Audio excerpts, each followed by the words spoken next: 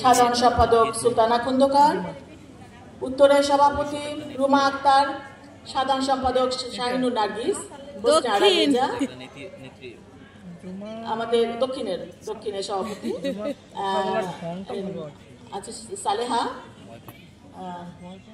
আর আছে আমাদের উত্তরের সভাপতি অ্যাডভোকেট রুনা লায়লা, সাধারণ সম্পাদক রোকেয়া সুলতানা তামান্না, সাংগঠনিক সম্পাদক আমাদের তাহমিনা, সিনিয়র সহসভাপতি লাইলি, আমাদের টাঙ্গাইল জেলা থেকে এসেছে নীলু সভাপতি এবং রক্সি সাধারণ সম্পাদক, আরও এসেছে অনেক জেলা থেকে এবং আমাদের ঢাকা মহানগর উত্তর দক্ষিণ এবং ঢাকা জেলা থেকে আগত আমাদের সম্মানিত বোনেরা আর সাংবাদিক ভাইরা যারা আমার কথা শুনছেন, সবাইকে আসসালামু আলাইকুম। সাম্যের গান গাই, আমার চোখে পুরুষ রমণী কোনো ভেদাভেদ নাই। এই উক্তিটিকে সামনে রেখেই শহীদ রাষ্ট্রপতি জিয়াউর রহমান 1978 সালে 1 সেপ্টেম্বর জাতীয়তাবাদী দল গঠন করার পরে ঠিক 8 দিন পরে জাতীয়তাবাদী মহিলা দল গঠন করেছিলেন। কারণ তিনি সমতাকে গুরুত্ব দিয়েছিলেন। তিনি চেয়েছিলেন যে পুরুষের পাশাপাশি নারীরও দরকার, একটা দেশ চালানোর জন্য, সংসার পরিচালনার জন্য, রাষ্ট্র পরিচালনার জন্য দরকার। যে নারীরা আমরা শুধু সংসারে রান্নাবান্না করতাম, আমরা বাচ্চাদের জন্য স্কুলে যেতাম আসতাম এবং অলস দুপুর ঘুমিয়ে কাটাতাম, সেই ঘুমন্ত নারী সমাজকে জাগ্রত করে শহীদ রাষ্ট্রপতি জিয়াউর রহমান বাইরে এনেছিলেন যে নারীরা আপনারা আসুন, আপনারা শুধু পরিবারের জন্য অপরিহার্য নন, আপনারা দেশের জন্য অপরিহার্য। তাই তিনি প্রত্যেকটা সেক্টরে কিন্তু নারীদের যে অপরিহার্য করে তুলেছিলেন। তিনি আকাশপথ, স্থলপথ, জলপথ প্রত্যেকটা জায়গায় তিনি অডিটর জেনারেল নিয়োগ করেছিলেন। বিভিন্ন পেশায়, বিশেষ করে পুলিশ বাহিনীতে, সেনাবাহিনীতে এবং প্রশাসনের বিভিন্ন জায়গায় তিনি নারীদেরকে বসিয়েছিলেন। তিনি জানতেন যে নারীরাই পুরুষের হাতকে শক্তিশালী করবে।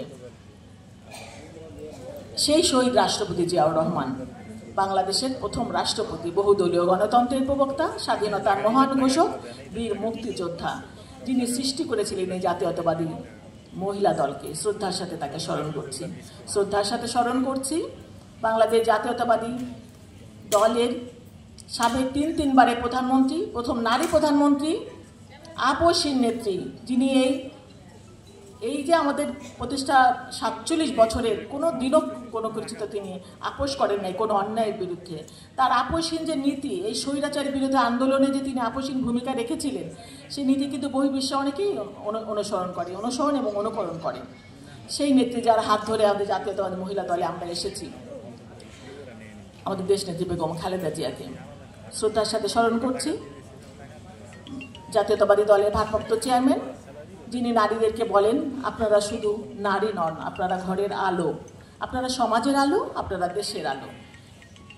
যার বলিষ্ঠ নেতৃত্বে আমরা এখন রাজনীতি করছি, ভবিষ্যতে রাজনীতি করবো ইনশাআল্লাহ, আমাদের ভারপ্রাপ্ত চেয়ারম্যান জনাব তারেক রহমানকে আমি শ্রদ্ধার সাথে স্মরণ করছি।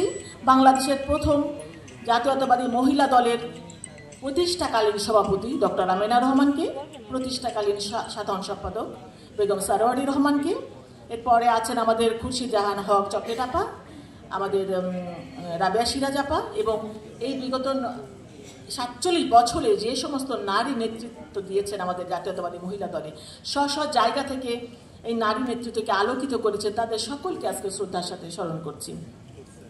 প্রিয় বোনেরা, আমরা সবসময় যুদ্ধ করি, আমরা বলি যে আমরা রাজপথে আছি, আমরা পুরুষের পাশাপাশি কিন্তু পুরুষের হাতকেই শক্তিশালী করি, কিন্তু পুরুষের কাছে আমরা সবসময় অবহেলিত।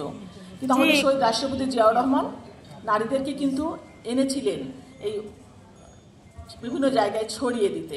এই যে আজকে উন্নয়নের যে চাবিকাঠি গার্মেন্ট শিল্প, সেখানে কিন্তু নারীর অবদান। তিনি রাজনৈতিক, প্রশাসনিক, পারিবারিক প্রত্যেকটি সেক্টরে নারীদেরকে মূল্যায়ন করেছিলেন। তিনি তার 19 দফার 11তম দফায় বলেছিলেন নারীদের কথা। আর আমাদের দেশনেত্রী বেগম খালেদা জিয়া ভিশন 2030-তে বলেছিলেন নারীদের কথা। তিনি এক রক্ষণশীল নারী সমাজকে জাগ্রত করে সেই নারীদেরকে বিকশিত করেছেন। আর আমাদের এখন ভারপ্রাপ্ত চেয়ারম্যান তারেক রহমান 31 দফার 24তম দফায় বলেছেন নারীদের কথা। তো নারীদেরকে নিয়ে এই যে আমাদের জিয়া পরিবার, সবাই কিন্তু কাজ করছেন। আমরা কতটুকু দিতে পেরেছি জানি না, কিন্তু আমরা কিন্তু আপ্রাণভাবে চেষ্টা করছি। আমরা বলছি সেদিন শুধুও নয়, যেদিন ধরনের পুরুষের পাশে গাহিবে নারীরও জয়। তো জয় তো এখন হয়েছে, এই যে 24-এ এসে কিন্তু শুধু বাংলাদেশ নয়, সারা বিশ্ব জানতে পারছে যে নারীরা আমরা কি করেছি। এই জুলাই বিপ্লবে নারীরা কি করেছে আমরা দেখেছি না? প্রত্যেকটা নারী তার সন্তানকে আগলে রাখার জন্য রাস্তায় বেরিয়েছে, পানি খাইয়েছে, মামলা হামলার শিকার হয়েছে, আর তারপরেই তো বিপ্লব এসেছে, তারপরে তো আমাদের বিজয় অর্জিত হয়েছে। কিন্তু পুরোপুরি গণতন্ত্র কিন্তু আমরা এখনো পাইনি। তো আমাদের সেই গণতন্ত্র পুনরুদ্ধারের জন্য আমাদের নারীদের এক হতে হবে, এক হয়ে কাজ করতে হবে। আমরা এই যে প্রত্যেকটা নারী আজকে আমরা মামলা হামলার শিকার, আমার নামে 17টা মামলা, 16 বছরের জেল ছিল আমার অনেক মামলা হামলার শিকার হয়েছে, আমার পরিবার হয়েছে, আমার স্বামী, আমার দেবর, আমার পরিবারের অনেক সদস্য। এই যে আমার সামনে যতগুলো নারীরা বসে আছেন, মঞ্চে বসে আছেন, প্রত্যেকটা নারী, আমি মনে করি এখানকার 99% নারী মামলা হামলার শিকার। এমন কোনো নারী নাই যে জেলে যায় নাই, মামলা হামলার শিকার হয় নাই, কিন্তু রাজপথ ছাড়ে নাই। এরা দেশের প্রয়োজনে, দলের প্রয়োজনে এরা কিন্তু রাজপথকে আগলে রেখেছিল এবং ভবিষ্যতেও রাখবে। তো এখন আমাদের যে বোনেরা আমরা বলি যে আমরা যখন নারীরা আমরা পরিস্ফুটিত হতে চাই, আমরা বলতে চাই সে যুগ হয়েছে বাসি, যে যুগে পুরুষ দাস ছিল না কো, নারীরা ছিল দাসী। সেই দাসত্বের শৃঙ্খল থেকে আমাদের মুক্ত করেছেন আমাদের দেশনেত্রী বেগম খালেদা জিয়া। এখন আমাদের এই দাসত্বের থেকে নারীদেরকে এগিয়ে নিয়ে যাওয়ার জন্য চেষ্টা করে যাচ্ছেন আমাদের ভারপ্রাপ্ত চেয়ারম্যান তারেক রহমান।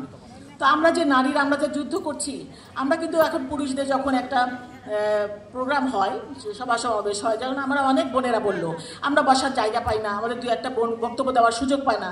কিন্তু মহিলা দলে একটা প্রোগ্রাম, আমি যেহেতু আপনাদের সালাউদ্দিন ভাই আছেন আমি বলছি, আপনাকে কখনো পাইনি, আমাদের অন্যান্য নেতাদের বলেছি এই জিনিসগুলো একটু মাথায় রেখে আমাদের জন্য কাজ করলে আমরা খুশি হব। নারীদের জন্য বলার কেউ নাই, আমরা নারীরাই একা একাই যুদ্ধ করি, একা একাই মারামারি করি, একা একাই মিটমাট করি।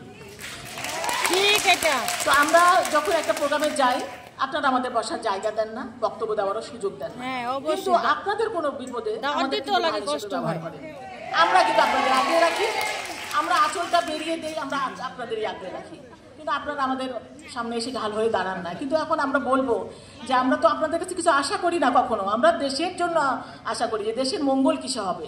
তো এখন অন্তত সুযোগ এসেছে, আপনারা অবশ্যই আমাদের কথা একটু চিন্তা করবেন, যেন নারীরা সব জায়গায় ভূমিকা রাখতে পারে, একটু সম্মান পায়। যে নারীরা আপনাদেরকে আগলে রাখছেন সেই নারীদের আপনাদের মূল্যায়ন করবেন না? অন্তত 2টা নারী যেন বক্তব্য দিতে পারে, মঞ্চে বসতে পারে, সেই সুযোগটা আপনারা দিবেন। আপনাদের কাছে যখন আমরা একটা আমাদের শহীদ প্রেসিডেন্ট জিয়াউর রহমান নারীদের 33% নারীর কথা বলেছিলেন সংরক্ষিত আসনে, আমাদের দেশনেত্রী বেগম খালেদা জিয়া সেখানকে উন্নতি করে সেই সংরক্ষিত আসনকে করেছিলেন 50%। সেই আসনকে এখন আমাদের ভারপ্রাপ্ত চেয়ারম্যান তারেক রহমান 100-তে উন্নতি করার ঘোষণা দিয়েছেন, আমরা অনেক খুশি। কিন্তু আমরা যখন সরাসরি নির্বাচনে অংশগ্রহণের জন্য বলতে চাই, তখন আপনারা বলেন আপনাদের মহিলা কই, মহিলা আমাদের কোথায় আপনারা দেখতে চান, দেখার সুযোগ তো আপনারা দেন না।